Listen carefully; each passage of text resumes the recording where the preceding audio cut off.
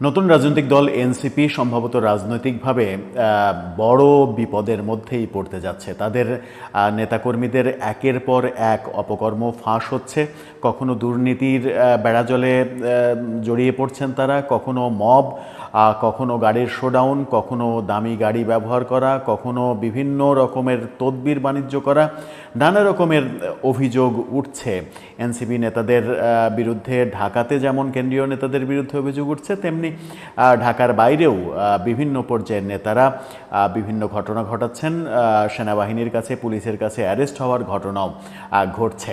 সর্বশেষ যেটা ঘটলো সেটা বোধহয় এনসিপির রাজনীতির কপালে শেষ পেরেকটা ঠোকার মতো ঘটনাই ঘটল। এনসিপির যুগ্ম সদস্য সচিব সরোয়ার তুষার, তার একটি অডিও ফাঁস হয়েছে এবং তার দলেরই অন্য এক নারী নেত্রীকে কুপ্রস্তাব দেওয়ার অডিও ফাঁস হয়েছে। সেটা নিয়ে একেবারে বিশ্রী কর্মকাণ্ড যে শুরু হয়েছে সেগুলো আপনারা ইতিমধ্যেই হয়তো জেনে গেছেন। এই মুহূর্তে এনসিপি কি করবে? এনসিপির টপ লিডারদের, এনসিপির কখনো কখনো মুখপাত্রের ভূমিকাও পালন করেন এই সরোয়ার তুষার। সর্বশেষ যে বিএনপির নেতার সঙ্গে লন্ডনে প্রফেসর ইউনূসের বৈঠক, সেই বৈঠকের প্রতিবাদ জানিয়ে যে সংবাদ সম্মেলন হয়েছে সেখানেও মুখ্য স্পিকারের ভূমিকা তিনি পালন করেছেন, তিনিই কথা বলেছেন এনসিপির পক্ষে। এনসিপির স্পোকম্যানের ভূমিকায় বেশিরভাগ সময়ই তাকেই দেখা যাচ্ছে গুরুত্বপূর্ণ বিভিন্ন মিটিংয়ে, বিভিন্ন বিষয়ে। ঠিক সেই সময় সরোয়ার তুষার, তাকে কেন্দ্র করে এরকম একটা বিতর্ক এবং অডিও ছড়িয়ে পড়ার পরে যে নেত্রীর সঙ্গে অডিও ছড়িয়ে পড়েছে সেই নেত্রীকে তিনি আবার ফোন দিয়েছিলেন। ফোন দিয়ে সেখানে আবার কি কথা হয়েছে, কি বলতে বলেছেন সেটা পর্যন্ত ফাঁস হয়েছে। তার মানে বোঝাই যাচ্ছে যে এটার পেছনে বড় ধরনের একটা গ্রুপ কাজ করছে এবং সেটা হতে পারে এনসিপির ভেতরেই নেতৃত্বের দ্বন্দ্ব তৈরি হয়েছে। সেই কারণেই একজন আরেকজনকে বিপদে ফেলার নানা রকমের কর্মকাণ্ড করছে। এনসিপি যখন নিবন্ধনই পায়নি, নিবন্ধনের আবেদন পর্যন্ত করেনি, ঠিক সেই সময় রাজনৈতিক ভবিষ্যৎ নিয়ে যখন আলোচনা হচ্ছে তাদের, মাঝখানে প্রফেসর ইউনূস বিএনপির দিকে ঝুঁকে পড়ছেন, এরকম সমালোচনা তাদেরকে করতে শোনা গেছে। তার মানে এনসিপি অভিভাবকহীন হয়ে পড়ছে। প্রফেসর ইউনূসের শীতল হাতের স্পর্শ, হাতের ছায়া, বটবৃক্ষের ছায়া তারা হারিয়ে ফেলছে, এরকম আলোচনা যখন চলছিল, ঠিক সেই সময় সরোয়ার তুষারকে নিয়ে এই ধরনের একটা খবর তাদেরকে বড় ধরনের বিপদেই ফেলবে। কি করবে এখন এনসিপি? সরোয়ার তুষারকে দল থেকে বহিষ্কার করবে, নাকি একটা লোক দেখানো, কারণ দর্শানো নোটিশ দিয়ে তারপরে আবার সেটাকে সেই কারণ দর্শানো নোটিশ উইথড্র করে নেওয়া হবে? এর আগে আমরা হান্নান মাসুদের বেলায় যেটা দেখেছিলাম। কি হবে সেই আলোচনাই করবে এই ভিডিওতে। থাকবেন পলিটিক্স টিভির নিয়মিত আয়োজনে।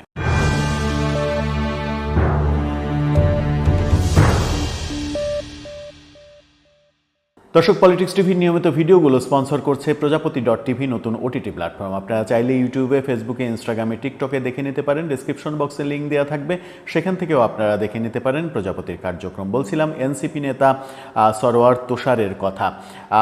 তার ব্যাপারে গণমাধ্যমে খবরও হয়েছে, প্রায় সবগুলো গণমাধ্যমে এই ব্যাপারে খবর হয়েছে।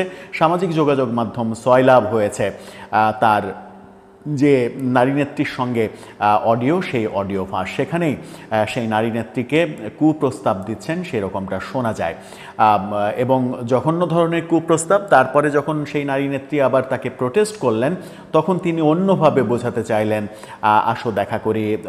নারী নেত্রী আবার জিজ্ঞাসা করলেন, কি জন্য দেখা করব? যে প্রস্তাব তুমি দিলে সেই জন্য দেখা করব নাকি? না, এমনি দেখা করি। এরকম নানা রকমের খবর এই অডিওতে আমরা দেখলাম।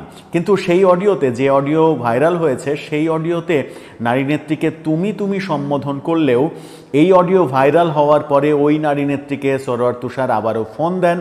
সেই ফোন দেওয়াতে তখন আবার সেই নারী নেত্রীকে আমরা দেখলাম যে আপনি করছেন। এই কাজটা, এই অডিও ফাঁসের ঘটনাটা যাদের মাধ্যমে ঘটেছে তারা সাংবাদিক, দুইজনই সাংবাদিক, জাওয়াদ নির্ঝর এবং বিদেশে থাকা সাংবাদিক নাজমুস সাকিব। এই দুজন এই কাণ্ডটি করেছেন এমনটা সেই অডিওর যে ভিডিও ক্লিপিং সেই ক্লিপিংয়ে লেখাও আছে যে leaked by Jawad Nirjhar and Nazmus Sakib. অর্থাৎ বোঝাই যাচ্ছে যে এটা তারা খুবই কনফিডেন্ট এই কারণেই তারা ব্যাপারটা লিক করেছে। বলা হচ্ছে যে অনেক দীর্ঘ একটা অডিও, সেই দীর্ঘ অডিও থেকে চুম্বক অংশ তারা প্রকাশ করেছে, বাকি অডিও তাদের হাতে রয়েছে। কিন্তু সরোয়ার তুষার কি বলছেন এখন পর্যন্ত সরোয়ার তুষারের কোনো বক্তব্য কিংবা এনসিপির কোনো বক্তব্য পাওয়া যায়নি। সামাজিক যোগাযোগ মাধ্যম ঘেটেও এই ভিডিও যখন আমরা করছি তখন পর্যন্ত কোনো আপডেট পাওয়া যায়নি। গণমাধ্যম কি বলছে? গণমাধ্যম যেভাবে খবর করেছে, কালের কণ্ঠের খবরটার কথা বলি। কালের কণ্ঠের এই খবরের শিরোনামটা আপনারা দেখে নিতে পারেন। সেখানে তারা বলছে, নেত্রীকে কুপ্রস্তাব, এনসিপি নেতা তুষারের অডিও ফাঁস করলেন নির্ঝর। সেখানেই বলা হচ্ছে যে এনসিপির যুগ্ম আহ্বায়ক সরোয়ার তুষারের বিরুদ্ধে দলের এক নেত্রীকে কুপ্রস্তাব দেওয়ার অভিযোগ তুলেছেন সাংবাদিক জাওয়াদ নির্ঝর। ওই নেত্রীর সঙ্গে কথোপকথনের একটি অডিও ফাঁস করেছেন তিনি। অডিওটি 47 মিনিটের, তবে 3 মিনিট 50 সেকেন্ডের অডিও নিজের ফেসবুকে প্রকাশ করেছেন। জাওয়াদ নির্ঝর তার ফেসবুকে অডিও ফাঁস করে লিখেছেন, জাতীয় নাগরিক পার্টি এনসিপির যুগ্ম আহ্বায়ক সরোয়ার তুষার তার দলের নারী কর্মীকে কুপ্রস্তাব দিচ্ছে, গভীর রাতে মেয়েদের ছবি চাই। ওই নারীর সঙ্গে তার 47 মিনিটের কথোপকথনের চুম্বক অংশ দেওয়া হলো। গোটা অডিও নিচের লিঙ্কে রয়েছে। পরবর্তী সময়ে এক পোস্টে নির্ঝর সরোয়ার তুষারকে দল থেকে বহিষ্কারের দাবিও জানিয়েছেন জাতীয় নাগরিক পার্টির যুগ্ম সদস্য সচিব বলেছি আমি ভুল করে, যুগ্ম আহ্বায়ক তিনি। সরোয়ার তুষারকে দল থেকে বহিষ্কার করা হোক।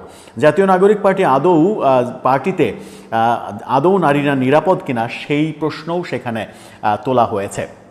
এই স্ক্রিনশট যখন এই অডিও যখন ভাইরাল হয়েছে তখন আমরা দেখলাম যে আরও একটি অডিও, এই অডিও ভাইরাল হওয়ার পরে আরও একটি অডিও প্রকাশিত হয়েছে। সেই অডিওতে শোনা যাচ্ছে যে নেত্রীর যে নেত্রীর সঙ্গে তিনি ওই কথা বলেছিলেন এবং যে নেত্রীকে কুপ্রস্তাব দিয়েছিলেন সেই নেত্রীর নাম এবং ছবি প্রকাশ করা হয়নি। ছবির উপরে টেপ মেরে দেওয়া হয়েছে যেন নারী যেহেতু তার পরিচয়টা গোপন থাকে। কিন্তু ওই নারীকে আবার তিনি সরোয়ার তুষার ফোন দিলেন এবং ফোন দিয়ে সেখানে তাকে বলতে শোনা গেল যে এটা আপনি কি করলেন। ওই নেত্রী অস্বীকার করেছেন যে না, আমি এটা করিনি, তুমি বিশ্বাস করো এটা আমি করিনি। তুমি যেদিন এই ঘটনাটা তো রোজার মধ্যে, সেই নেত্রীকে বলতে শোনা গেল যে এই ঘটনাটা তো রোজার মধ্যেকার ঘটনা, আমি যদি এই অডিও ফাঁস করতাম তাহলে তো রোজার মধ্যেই করতাম, এত দেরি হতো না। কে করলো, কিভাবে করলো আমি জানি না, এখন আমি কি করব আমি বুঝতে পারছি না। সরোয়ার তুষার তখন যেটা করলেন সেটা হচ্ছে যে নিজেকে বাঁচাতে তিনি দায় চাপানোর চেষ্টা করলেন গোয়েন্দা সংস্থা এবং উত্তরপাড়ার উপরে। তিনি একেবারে সরাসরি সেই অডিওতে বলতে শোনা গেল যে এটা নিশ্চিত করে উত্তরপাড়ার কাজ, এটা গোয়েন্দা সংস্থা, এবং তিনি সেখানে ডিজিএফআইয়ের নাম পর্যন্ত উচ্চারণ করেছেন। এই যে নিজের অপরাধ ঢাকতে সেনাবাহিনীকে জড়িত করা, সেনাবাহিনীকে অভিযুক্ত করা, এই টেন্ডেন্সি এনসিপির নেতাদের কোনোভাবেই আসলে রোখা যাচ্ছে না। তারা সেখান থেকে বেরিয়ে আসতে পারছেন না কেন, সেটা একটা বড় বিষয়। সরোয়ার তুষার বাংলাদেশের রাজনীতিতে কি এমন গুরুত্বপূর্ণ ব্যক্তি হয়ে উঠলেন সম্প্রতি যে তার বিরুদ্ধে ষড়যন্ত্র করবে সেনাবাহিনী কিংবা বড় বড় গোয়েন্দা সংস্থা, সেই প্রশ্নটা কিন্তু সামনে এসেই যায়। নাকি তাদের একটা টেন্ডেন্সি যে কোনোভাবে সেনাবাহিনীকে বিতর্কিত করা যায় কিভাবে, সেটা এক ধরনের তাদের মিলিত সিদ্ধান্ত কিনা সেই ব্যাপারেও প্রশ্ন করলে আসলে অবাক হওয়ার কিছু থাকবে না। তিনি যখন সেনাবাহিনীকে বিতর্কিত করতে চাইলেন এই ব্যাপারে যে তার এই অডিও ফাঁসের পেছনে উত্তরপাড়ার ভূমিকা থাকতে পারে এবং গোয়েন্দা সংস্থার কথা বললেন, গোয়েন্দা সংস্থার নাম বললেন, তখন প্রশ্ন আসেই যে গোয়েন্দা সংস্থা তার বিরুদ্ধে এই ধরনের কাজ কেন করবে। জাওয়াদ সরোয়ার যেটা দাবি করছেন ফেসবুক স্ট্যাটাসে, তিনি দাবি করেছেন যে তার এই অডিওর সোর্স যিনি ওই নেত্রী, সেই নেত্রী না, অন্য কোনো জায়গাও না, তার এই অডিও সোর্স এনসিপির ভেতরেরই কেউ একজন, অর্থাৎ যিনি এই অডিও লিক করেছেন তিনি যেখানে পরিষ্কার করে দিয়েছেন যে এনসিপির ভেতর থেকেই তিনি অডিও পেয়েছেন এবং এনসিপির ভেতরের কেউ তাকে অডিও সরবরাহ করেছে। তখন সরোয়ার তুষার নিজেকে বাঁচাতে কেন সেনাবাহিনীকে বিতর্কিত করার চেষ্টা করলেন সেই প্রশ্ন আসে। আবার এই নেত্রীকে তিনি শিখিয়ে দিচ্ছেন যে তুমি একটা স্ট্যাটাস দাও যে এই ব্যাপারে আমার কোনো অভিযোগ নেই, আমি কোনো অভিযোগ করিনি, এটা মন গড়া বানোয়াট একটা ব্যাপার, এটা আমার ব্যক্তিগত বিষয়, এই ব্যাপারে যেহেতু আমি কোনো অভিযোগ করিনি সেহেতু এই ব্যাপারগুলো তার সম্মানহানির জন্য ঘটানো হচ্ছে, এরকম একটা স্ট্যাটাস তুমি না আপনি একটা স্ট্যাটাস দেন, এইভাবে বলতে শোনা গেল তাকে। পরের কথোপকথনে তাকে আপনি করতে শোনা গেছে এবং সেই নেত্রী পরবর্তীতে বলেছেন যে যিনি এই অডিও ফাঁস করেছেন তিনি তো আমার নাম বলেননি, আমার ছবিও প্রকাশ করেননি। তো আমি নিজে থেকে যদি স্ট্যাটাস দিতে চাই, নিজে থেকে যদি স্ট্যাটাস দিই তাহলে তো আমার নামটা প্রচার হয়ে যাবে, তখন আমাকে নিয়ে ট্রল শুরু হবে, আমাকে নিয়ে লেখালেখি শুরু হবে, সেটা কি উচিত হবে?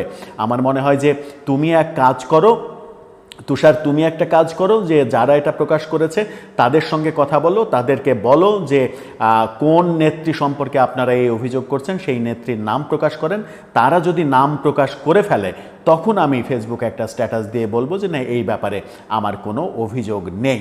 এই হচ্ছে মোটা দাগে ঘটনা। এই মোটা দাগে ঘটনার মধ্যে সরোয়ার তুষারের পরের অডিওটা যেটা আমরা শুনলাম সেখানে এক ধরনের স্বীকারোক্তি, সরোয়ার তুষারের এক ধরনের স্বীকারোক্তি যে ওই নারীকে, ওই নেত্রীকে তিনি বাজে প্রস্তাব দিয়েছিলেন এবং তার সঙ্গে যাওয়ার অফার করেছিলেন।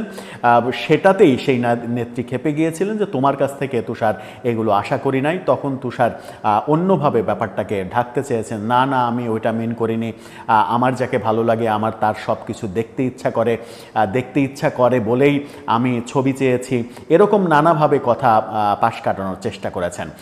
এখন ব্যাপার হচ্ছে যে এই যে কেলেঙ্কারির ঘটনাটা ফাঁস হলো, এটাতে দুইটা কথা। একটা হচ্ছে যে এটা তো সরোয়ার তুষারের ব্যক্তিগত জীবন, তার ব্যক্তিগত জীবনকে কি আমরা রাজনীতির সঙ্গে জড়াবো? এটা একটা নৈতিক প্রশ্ন আসলে, যে প্রত্যেকেরই তো ব্যক্তিগত জীবন থাকে, সেই ব্যক্তিগত জীবনকে আমরা রাজনীতির সঙ্গে জড়াবো কিনা, কিংবা যিনি ভিকটিম যে নারী নেত্রী তিনি যতক্ষণ না পর্যন্ত অভিযোগ করছেন ততক্ষণ পর্যন্ত তাদের এই ব্যক্তিগত আলাপনটাকে ক্রাইমের পর্যায়ে নিয়ে যাওয়া যায় কিনা এই প্রশ্ন যেমন আসে, আবার তেমনি নৈতিক স্খলনের দায়ে যখন আমরা তাদের মুখ থেকে নতুন রাজনৈতিক বন্দোবস্তের কথা শুনছি, ঠিক সেই সময়ে তাদেরই নৈতিক স্খলনের দায়ে এনসিপি দল হিসেবে এরকম নেতা নেত্রীদেরকে বহিষ্কার করবে কিনা, বাদ দিয়ে দেবে কিনা,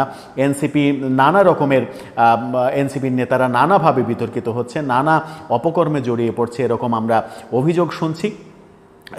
একের পর এক এই অভিযোগ আসার কারণে দল হিসেবে এনসিপির আসলে ভিত্তিমূলে অনেক বারবার আঘাত লাগছে, ভিত্তিমূলটা আসলে নড়ে উঠছে।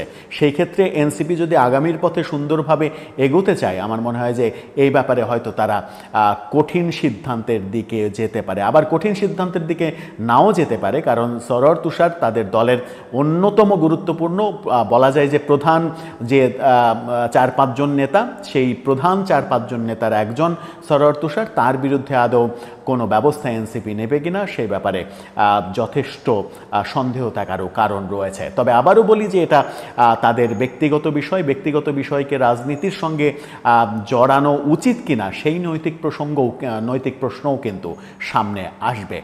তবে সরোয়ার তুষার যে কাজটা করেছেন, নিজেকে বাঁচাতে ওই নেত্রীকে কৌশল শেখাতে গিয়ে যেভাবে তিনি উত্তরপাড়া এবং গোয়েন্দা সংস্থার নাম উল্লেখ করে, উত্তরপাড়া বলতেই আমরা খুব সহজভাবে সেনাবাহিনীকে বুঝি, সেই সেনাবাহিনীকে বিতর্কিত করার চেষ্টা করলেন, সেই কাজটা তিনি কোনোভাবেই ঠিক করেননি। দর্শক, আপনার মন্তব্য জানিয়ে লিখতে পারেন আমাদের কমেন্ট বক্সে।